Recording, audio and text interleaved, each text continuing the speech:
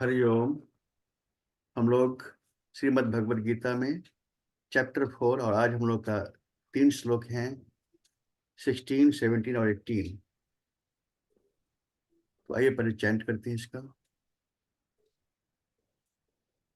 किम कर्म किम अकर्मेति किम कर्म किम कर्मेति कवयो अपि अत्र मोहिता कवयो अपि यत्र मोहिता तत्ते कर्म प्रवक्ष्यामि तत्ते कर्म प्रवक्ष्यामि यज्ञात्वा मोक्षसे शुभात्।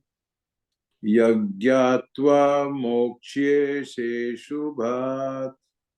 कर्मणो ह्यपि बोद्धव्यम् कर्मणो अद्यपि बोद्धव्यम् बोद्धव्यं च विकर्मणः बोद्धव्यं चिक् विकर्मणः अकर्मणश्च बोद्धव्यम् अकर्मणश्च क्या गया, कैसे बोध प्रोनाउंस? बोद्धव्यम बोद्धव्यम अच्छा, हाँ, बोद्धव्यम गहन गहना कर्म, हाँ, गहना कर्मणो गतिः गहना कर्मणो गति। कर्मण्य अकर्मण्य अकर्म यः पश्येत् कर्मण्य अकर्म यः पश्येत् अकर्मणि च कर्म यः अकर्मणि च कर्म यः स बुद्धिमान् मनोषेषु सः बुद्धिमान् मनोषेषु स युक्तः कृत्स्न कर्म कृत्। स युक्त कृत्न स कर्म कृतः। अभी भगवान कर्म और अकर्म के बारे में समझा रहे हैं। और तो उसके पहले बता रहे हैं कि सबसे पहले इसको एक बैकग्राउंड दे रहे हैं और कह रहे हैं 16 में कि कर्म क्या है, किम कर्म। फिर कह रहे हैं किम अकर्म, किम कर्म किम कर अकर्म, कि कर्म क्या है और अकर्म क्या है। और फिर कह रहे हैं कवयो अपि अत्र मोहिता। कवयो मतलब यहाँ पर हो गया बुद्धिमान। तो देखिए इस संबंध में जो बुद्धिमान पुरुष हैं वो भी मोहित हो जाते हैं, उनको भी भ्रम हो जाता है कि कर्म क्या है और अकर्म क्या है। ये डिसाइड करने में जो बुद्धिमान लोग हैं, ज्ञानी जन हैं, उनको भी मोह हो जाते हैं, वो भी मोहित हो जाते हैं, वो भी भ्रम में पड़ जाते हैं। तो कह रहे हैं कि तत्ते कर्म प्रवक्ष्यामि, कहते हैं कि इसीलिए मैं वह कर्म का तत्व तुमसे कहने जा रहा हूं। यज ज्ञात्वा, जिसको जानकर, मोक्ष से, अशुभात, मतलब तुम अशुभ, जो अशुभ कर्म बंधन है, जो अशुभ कर्म बंधन है उससे तुम मुक्त हो जाओगे। जो तुम्हारा कर्म का बंधन है उससे तुम मुक्त हो जाओगे। अगर हम जान लेंगे कि कर्म क्या है अकर्म क्या है, तो हम जो कर्म का बंधन जो लोगों को आता है, जिसमें बंधन में लोग फंसे हुए हैं, उससे व्यक्ति मुक्त हो सकता है। मतलब अशुभ कर्म करने से वो बच सकता है। मालूम होगा तभी बचेगा, नहीं मालूम है तो करते जा रहा है, अननोइंगली करते जा रहा है, उसका उसको फल भोगने के लिए वो बाउंड है, उसको भोगना पड़ेगा। तो भगवान पहले वो बता रहे हैं कि क्या क्या बताने जा रहे हैं, इसके बारे में उन्होंने बता दिया है। मैं तुम्हें अभी एक्सप्लेन करने जा रहा हूँ। सबसे पहले कर्म को, फिर अकर्म को, जिसको जानकर तुम जो अशुभ है, अशुभ कर्म है और उसके बंधन है, उससे तुम मुक्त हो सकते हो, मुक्त हो जाओगे, है ना। इसमें भगवान ने कहा है 16 में। अब 17 में वो बता रहे हैं, 17 में 3 चीजें बता रहे हैं। क्या कर रहे हैं? कर्मणो ह्यपि बोद्धव्यम। बोद्धव्यम मतलब कि जानना चाहिए, मालूम करना चाहिए। क्या? कर्म को, कह रहे हैं कर्म को जानना चाहिए। फिर कह रहे हैं बोद्धव्यम च विकर्मणा, और विकर्म को भी जानना चाहिए, विकर्म।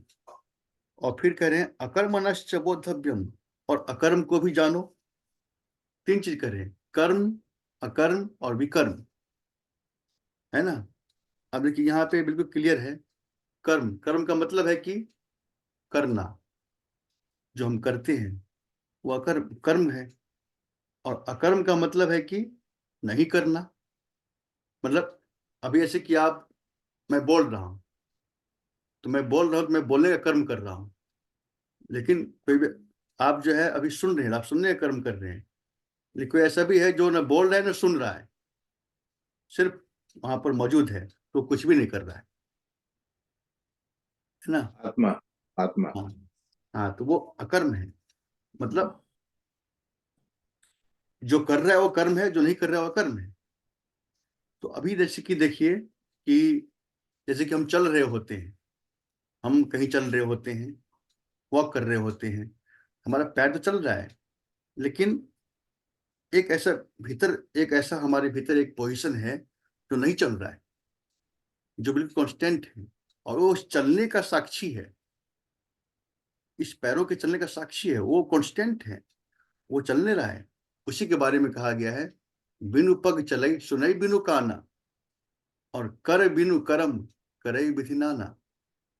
ये रामायण में है, ब्रह्म के उस तत्व के बारे में कि वो बिना पैर का ही चलता है, और बिना कान का ही सुनता है, बिना हाथों का ही वो सारे काम कर सकता है। तो उसके बारे में बताया गया है, ब्रह्म, ब्रह्म के बारे में। तो वो ब्रह्म क्या, जो हमारे भीतर जो आत्म तत्व है, वही, उसी उसी के बारे में तो कहते हैं, जो आदमी जानते हैं तो कहते हैं कि अहम ब्रह्मास्मि सोहम। उसी से मिलाने की बात हर साधना में की जाती है। आप साधना करते हैं तो आपकी साधना में उसी तत्व से हम मर्ज होते हैं, उससे हम मिलते हैं। यही योग का परम उद्देश्य है, कि आपको उस तत्व से मिला देना। हाँ। आप उससे मिल गए तो समय योग का उद्देश्य पूरा हो, योग का काम पूरा हो गया। जब तक नहीं मिले हैं तब तक साधना जारी है, तब तक आप यात्रा कर रहे हैं। जिस समय जिस क्षण आप मिल गए, आप रियलाइज हो गए, योग का कार्य पूरा हो गया, योग ने आपको मिला दिया। जब मिल गए तो आप समझते हैं कि अरे ये तो इतना आश्चर्य की बात है। मतलब ये तो यहीं पे था, कहीं दूर तो था ही नहीं, ये तो मेरे खुद मेरे भीतर ही था। तो यहाँ पे भगवान तीन चीज की बात कर रहे हैं, कर्म की और अकर्म की, और एक तीसरा करें विकर्म। विकर्म का मतलब कर्म से पहले वी लग गया। ये वी का यहाँ दो अर्थ होता है। एक तो होता है वी का अर्थ की विशेष, यानी कि विशेष कर्म, है ना। एक होता है कि आदमी कर्म करता है, कर्म कर रहा है अपने आजीविका के लिए, अर्थोपार्जन के लिए, जो भी कर रहा है उसका करना कर्म हुआ। एक है कि वी मतलब कि विशेष कर्म करना, एक ऐसा कर्म जो कि मास के लिए कर रहा है वो। जैसे कि अभी देखिए कि अयोध्या का पुनर्स्थापन, रामलला का प्रतिष्ठा, मोदी जी का जो ये कर्म हुआ, ये विकर्म मतलब विशेष रूप से हुआ, ये पूरी जनमानस के लिए हुआ। तो यहाँ पे वी का हम उस अर्थ में ले सकते हैं, विशेष कर्म के अर्थ में। कोई कोई राजा है, वो तालाब खुलवा देता है, बगीचे बनवा देते हैं, तो उसमें एक आदमी का भला नहीं होता है, कई लोगों का भला होता है। ये कर्म से विशेष कर्म कहलाए। एक अर्थ वो हो गया विकर्म का। दूसरा अर्थ हुआ, वी का अर्थ हो जाता है कि मतलब बुरे अर्थ में, मतलब नेगेटिव अर्थ में होता है ना। जैसे कि धर्मी और विधर्मी। धर्मी मतलब कि धार्मिक, विधर्मी मतलब अधार्मिक, जो दुष्ट हैं। जैसे पांडव धर्मी थे तो दुर्योधन कौरव विधर्मी थे, धर्म को नहीं मानने वाले। तो उस अर्थ में वी को विकार के रूप में लिया आ सकता है, विकार के रूप में ले आते हैं। तब जो है विकर्म हो जाएगा, मतलब ऐसा कर्म जो निषिद्ध है, जो निषिद्ध है, जैसे कि मांसाहार करना निषिद्ध है, लोग करते हैं। ये हो जाए विकर्म, विकर्म श्रेणी में आ जाएगा। निषिद्ध है। झूठ बोलना निषिद्ध है, लोग झूठ बोलते हैं, ये विकर्म की श्रेणी में आएगा, है ना। स्मोक करना निषिद्ध है, लोग स्मोक कर रहे हैं, ये उस विकर्म की श्रेणी में आएगा। तो भगवान बोल रहे हैं कि इन तीनों को स्वरूप से जानना चाहिए। कर्म को जानो, अकर्म को जानो, विकर्म को जानो। क्यों? क्योंकि कह रहे हैं गहना कर्मणो गति ही, कर्म की जो गति है वो बहुत गहन है।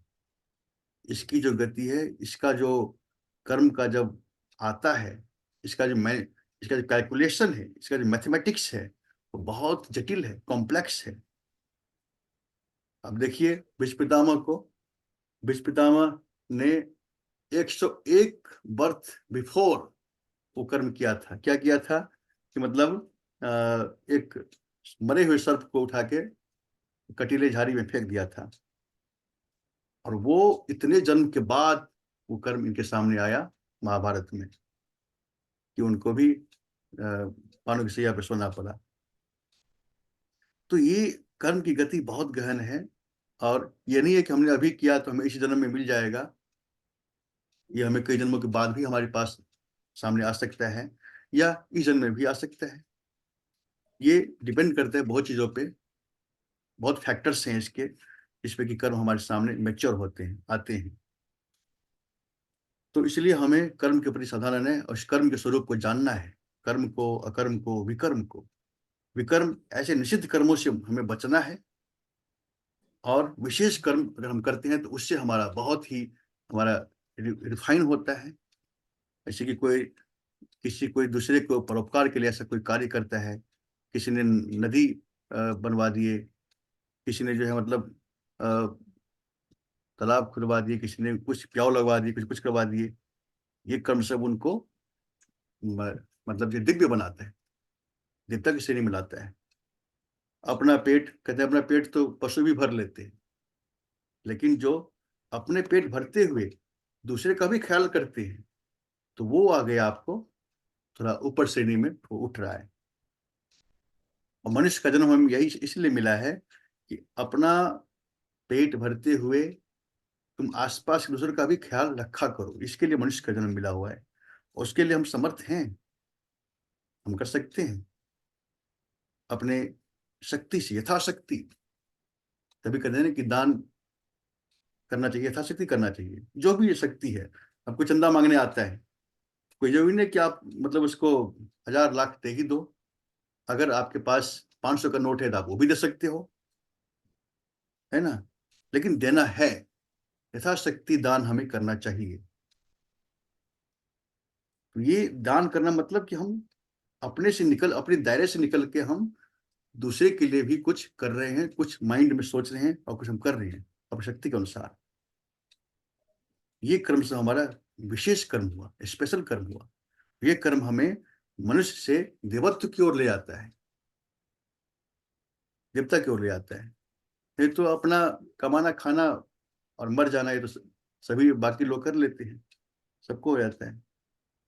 लेकिन हमारा जो जन्म मिला है, मनुष्य जन्म, वो देवत्व की श्रेणी में आने के लिए मिला है, और बिल्कुल ही भगवत्ता प्राप्त करने के लिए मिला है। तो हमें तो कुछ विशेष करना चाहिए। तो भगवान ने यही कहा है कि कर्म को भी जानो, अकर्म को भी जानो, और विकर्म को भी जानो, और तीनों को जानते हुए तब कर्म सावधानी से करो, क्योंकि कर्म की गति बहुत कॉम्प्लेक्स है, गहन है। अब देखिए भगवान कह रहे हैं, कितनी अच्छी बात कह रहे हैं। एक योगी बता रहे हैं कि असली योग यहीं पे बता रहे हैं, कि योगी की स्थिति बता रहे हैं। तो क्या कह रहे हैं 18 में, कर्मणि अकर्म यह पश्येत, और अकर्मणि च कर्म यह।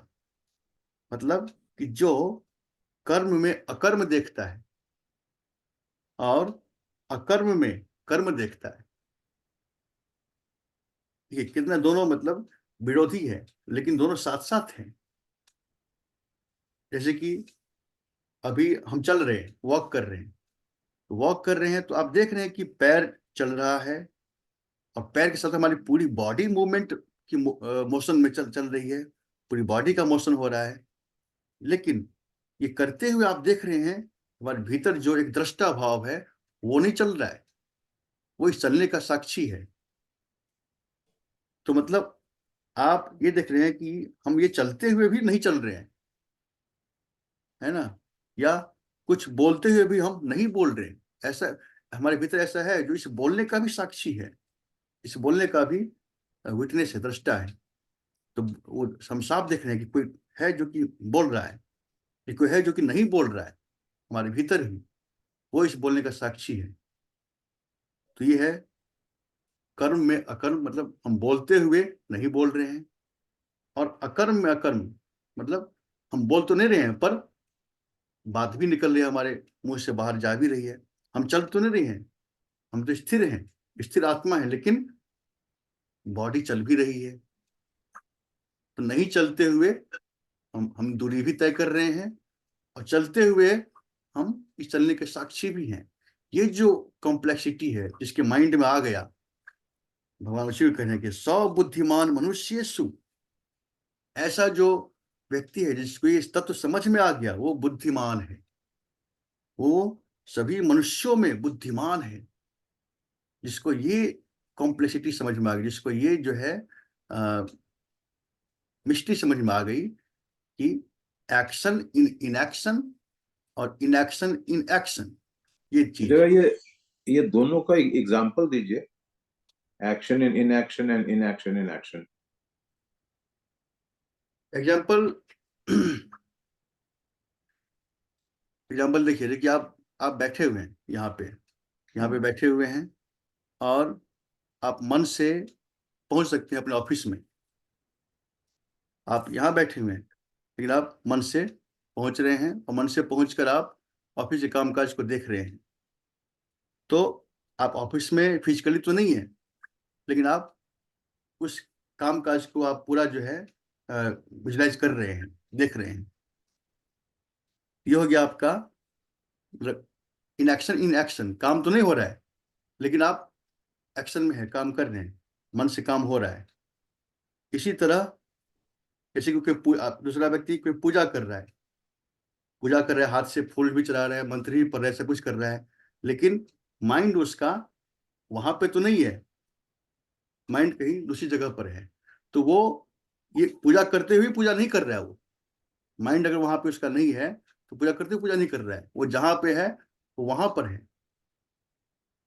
समझ गए ना कि इसको हम इस तरीके से ले सकते हैं क्या, जो मैं समझ रहा हूँ कि कर्म है बेसिकली आत्मा, हम्म क्योंकि आत्मा सब कुछ देख रही है, और आत्मा की वजह से ही कर्म हो रहे हैं और आपके विकर्म हो रहे हैं। हम्म तो अरे अकर्म बेसिक फाउंडेशन है, बेसिक आधार है। हम्म अच्छा, अब जब मेरे को पता है कि अकर्म मेरे अंदर है यानी आत्मा, तो आत्मा कुछ नहीं करती है, आत्मा हमेशा करवाती है, हाँ मन और बुद्धि से, और अपने पांचों अन्य सेंसेस के द्वारा। फिर जो वो थॉट्स आते हैं, फिर डिसीजन लेके फिर आदमी अपना कर्म करता है, हम्म और उस समय मन और बुद्धि का इस्तेमाल करते हुए वो अपना कर्म करता है। तो आत्मा देख रही है, तो आत्मा अकर्मी है, और वो कर्म को देख रही है। हम्म अच्छा, फिर तो ये तो हो गया कि अकर्म में कर्म दिख रहा है। कर्म में अब अकर्म अब दिख रहा है। अब मैं आता हूं कर्म में अकर्म। हम्म तो जो कर्म मैं कर रहा हूं, तो मेरे मन और बुद्धि को ये ज्ञान है, और ये अनुभव कर रहा हूं कि मैं आत्मा हूं, मैं ये शरीर नहीं हूं। हम्म तो जो मैं कर्म कर रहा हूं, वो मेरी जो अकर्मी आत्मा है उसकी वजह से कर रहा हूं। हम्म अगर वो आत्मा मेरे अंदर नहीं होती तो मेरा शरीर कर्म करने लायक नहीं होता। हम्म तो वहां पर मेरे को लगा कि कर्म को ज्ञात है कि कर्म में अकर्म। तो हाँ ये मेरी समझ है, पता नहीं सही है कि गलत है। बिल्कुल बिल्कुल, आप वहां पे पहुंच रहे हैं, उसी चीज को आप महसूस कर रहे हैं, रियलाइज करें उस बात को। साक्षी एक है, साक्षी एक है, हाँ एक हाँ, है कि मतलब एक्टिव, जो एग्जैक्ट कर्म कर एग्जैक्ट रहा है।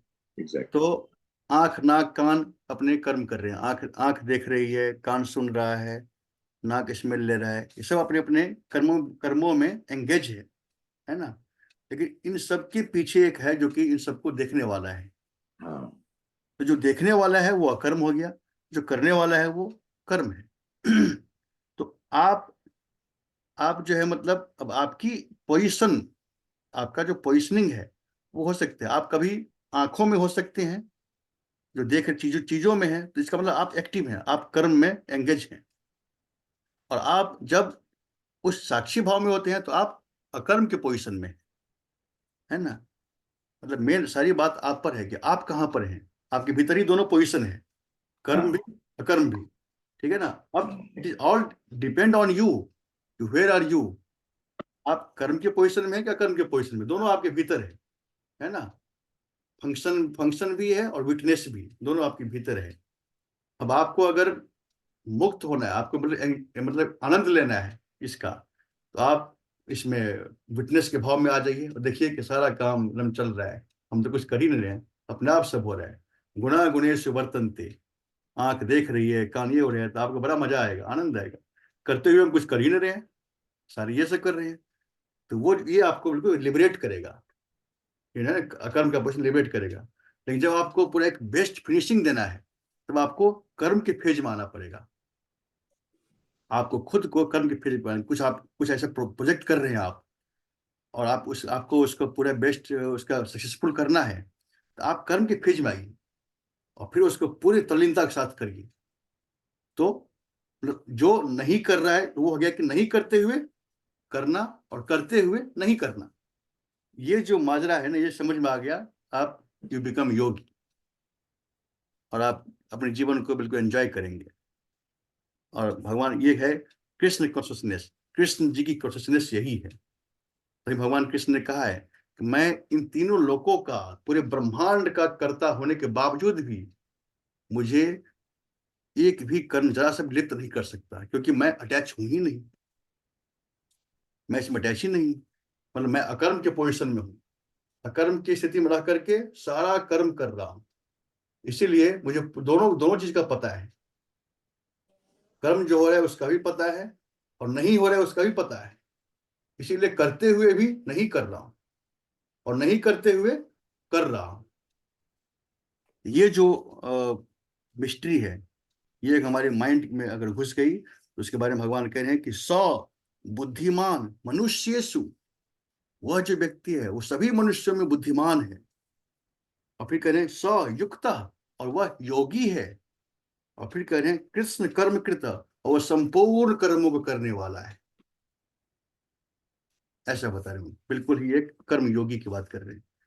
वह बुद्धिमान है, वह योगी है, और वो संपूर्ण कर्म करने वाला है, और बिल्कुल फ्री होकर अपने पोजिशन को एंजॉय भी करने वाला है। ये चीज हमें समझ के अपने जीवन को इस तरह से ले चलना है। ये संदेश है गीता का, असली संदेश यही है। गीता का असली है कि कर्म करो, ऐसा करो कि वो कर्म तुम्हें बांध न सके।